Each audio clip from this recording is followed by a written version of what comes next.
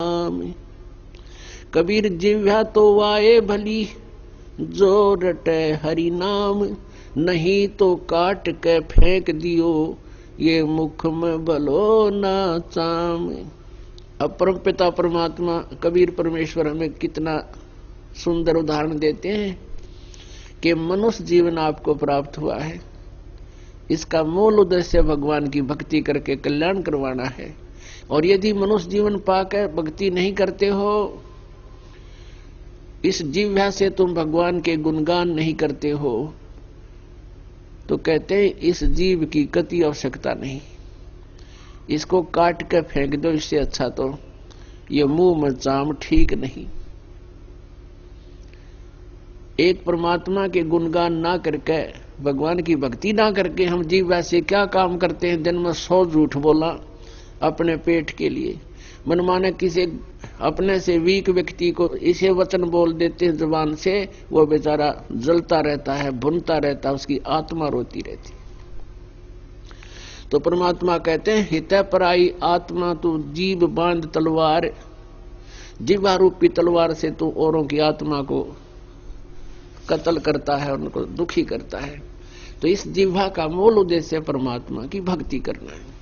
पुण्यात्माओं, मनुष्य जीवन दुर्लभ है, ये बहुत ही पुण्य कर्मों से प्राप्त होता है।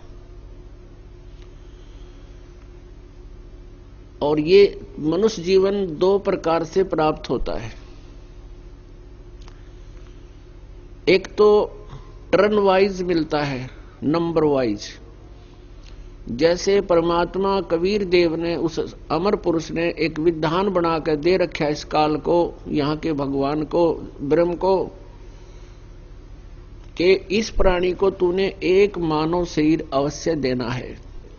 एक तो टर्न वाइज नंबर मिलता है, जैसे 84 लाख योनियों में धक्के खा के भटक के जो भक्तिहीन प्राणी हैं, उनको 84 लाख योनियों के कष्ट उठाकर कर्मानुसार, उसके बाद फिर नंबर वाइज एक मनुष्य जीवन प्राप्त होता है।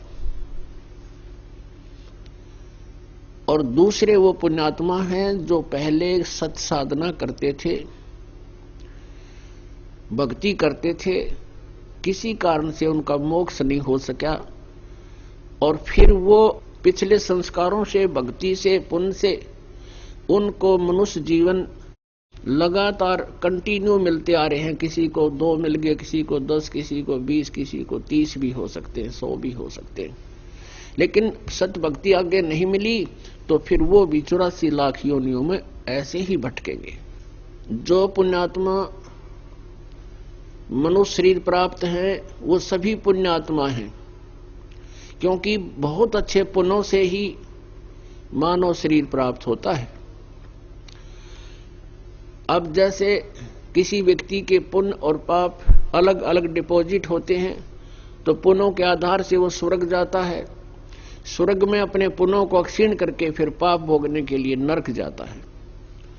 तो उन पुण्यों में से कुछ पुण्य रख लिए जाते हैं, जो उस प्राणी को फिर टर्न वाइज जब नंबर उसको मिलेगा मनुष्य जीवन का, उसमें उसके पुण्यों को दे करके उसको मनुष्य जीवन का एक प्रारब्ध बना दिया जाता है।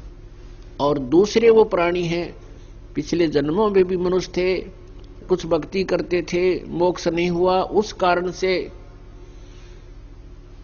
कई जन्म भी लगातार उसको